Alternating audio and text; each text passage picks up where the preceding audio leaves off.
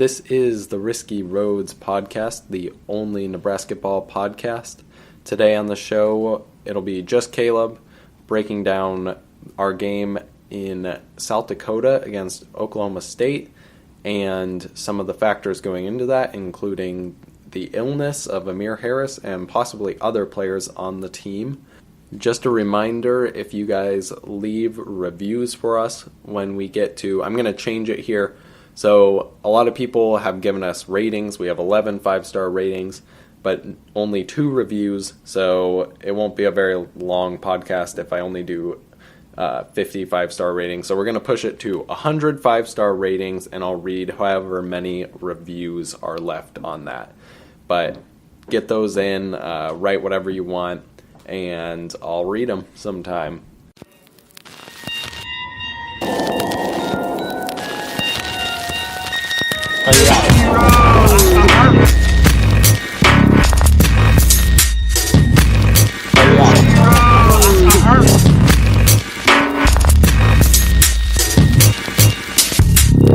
Let's go, Big Red.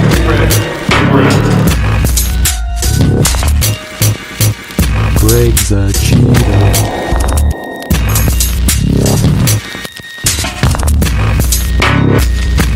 I got posted with Jordan, man.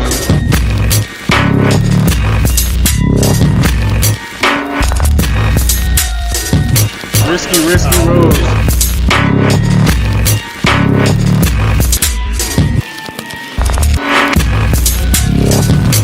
We said we're going to change the podcast to normal if we ever get the tournament win. So get ready to change their name. So let's start with some of the scores from Oklahoma State. They are the only team that we played this week. No weekday games. There was the Husker volleyball game last night, which went badly at the beginning, but eventually they turned it around, and it was a really exciting match. But yeah, I'm not sure when we play after this. We play Cal State Fulton or something like Fullerton, and then we have Southwest Minnesota State, which is a D2 team, but will still count on a record, but not on net ranking or the quadrant system, whatever. So it won't hurt us, but we'll get a win on a record, which is, I guess, the way to do it, which is kind of dumb, but that's where they set the way that they set it up. Then we start conference play, and I don't know, we have 2 games on the road. I don't know who we play. But Oklahoma State has had a rough start to the season. They're probably the worst Big 12 team, at least right now. And they are, let's see, make sure. I think it's 4-5. Yeah, 4-5. They have lost. They lost their first game to Charlotte, who is not a good team, probably net ranking 300 or KenPom 300 up there. 66-64. They were up by 14 with 14 minutes to go in the game, and Charlotte hit a buzzer beater 3 to win. And I think it was crazy call. They somehow got a flagrant foul, and then, if I'm remembering the right game, they got a flagrant foul instead of just fouling the person to make them shoot 2 free throws because they were up 3, and then they got the ball back and they made a 3 to win the game. So that one was rough and will hurt us whether we win or lose this game. They went on to beat UTSA. I don't remember what that is actually called. 82-60. They beat Charleston 70-58. Memphis, who shouldn't be that bad of a team, 84-64, but maybe they are. They lost to Villanova 77-58 and beat LSU, who's definitely not a bad team, 90-77. They lost to Minnesota, so there's a matchup that we know pretty well. They lost to them 83-76, so by, I think, the exact same amount as us. I think we lost 85-78, basically the same thing. And then they lost to Tulsa 74-71. Houston, who's ranked 24th, or at least was, 63-53, and then they will play us on Sunday. The game is at 6 p.m., and it's in South Dakota. But I guess to talk about some of those wins, or mostly losses, I guess. Obviously, some of them are pretty bad losses with Charlotte and Tulsa, but they were really in a lot of those games. They should have beaten Charlotte. They were right there with Minnesota, who, similar to us, we lost to them too. They beat LSU, so definitely not probably your normal 4-5 team. They played a pretty tough schedule so far, and they've been hurt by it and just lost a lot of close ones. Tulsa too was close. So definitely not just an easy game, especially when you're talking about neutral site game, which obviously that didn't go well against Texas Tech last time we were out on a neutral site, but it should be closer to us since it's in South Dakota. It's called I think the arena's called the Pentagon. It seats about 3,500 people, so pretty small. Both teams got $100,000 to play the game there. It will help. Oklahoma State's not great, so it won't help us that much. But the quad one game for a neutral site game is within top 50. At home, it's top 30, and on the road, it's top 70. So it kind of just helps. We probably thought that they were going to be a quad one win. Hopefully, they play in the Big 12, which will have, if they win a few games, hopefully, and keep it close, because net rating actually goes on point differential up to 10 points. They cap it at 10 points. So if they can be competitive in the Big 12, they'll move back up and maybe even get into that quad 2. I don't remember what the cutoff for that, but it's probably above 100 for a neutral site game.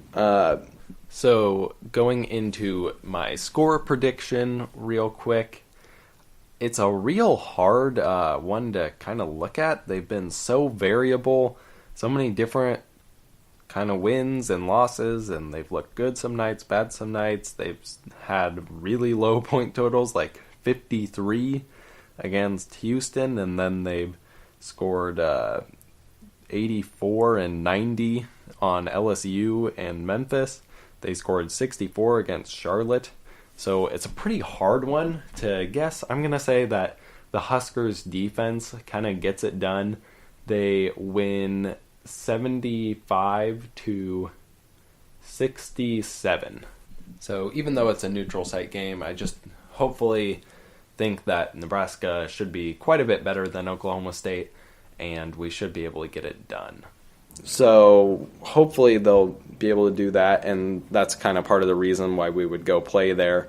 Obviously, I think I calculated out if it's like $12 per ticket and 15,000 people at home for us, that would be $180,000, but then you get TB deals for playing a good team and stuff.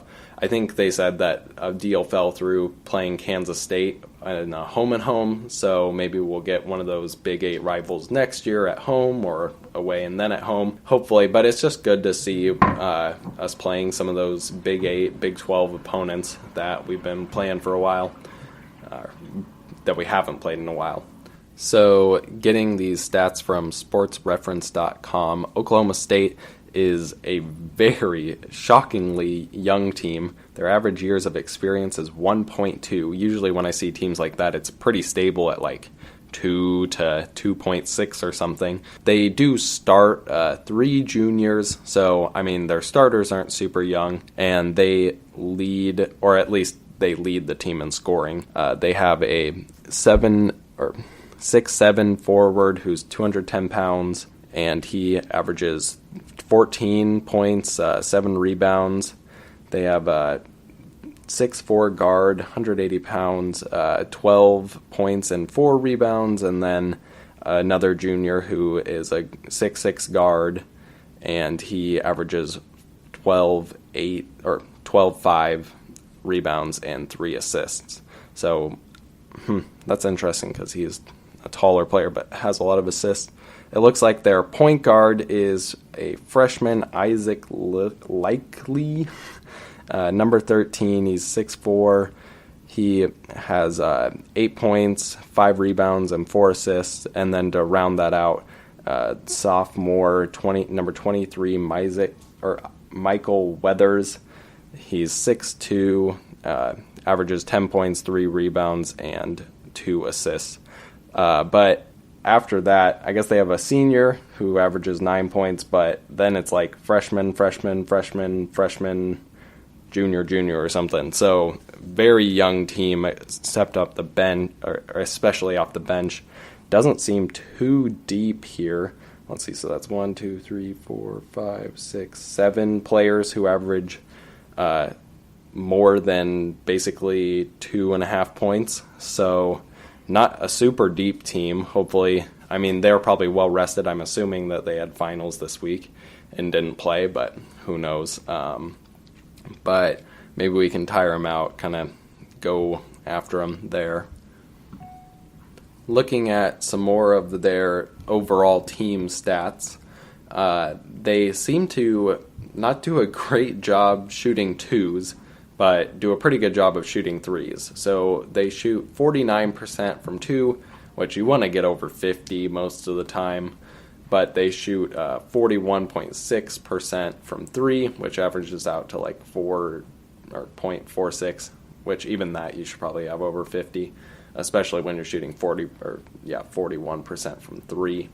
Man, they also don't shoot free throws very well for a team that shoots threes that well. They shoot 64% from free throws as a team, which is kind of interesting.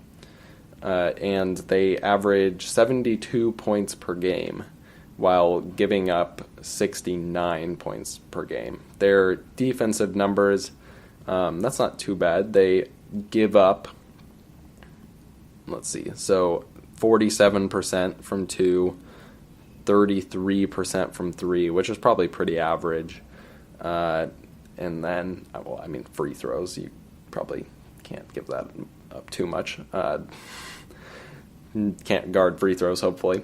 Their rebounding stats are about the same, 314 that they grab to 322, so probably average free throw team.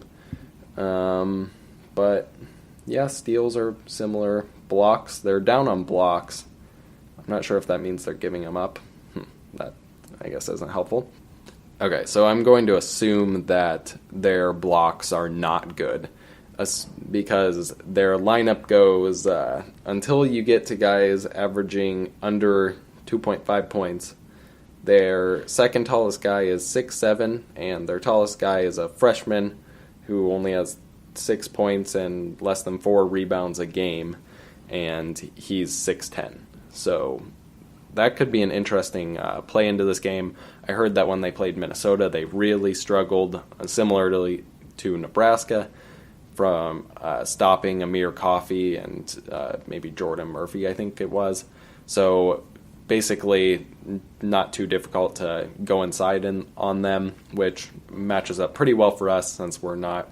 Even though James Palmer shot 6 for 7 last game, and everybody, I think we shot 52%.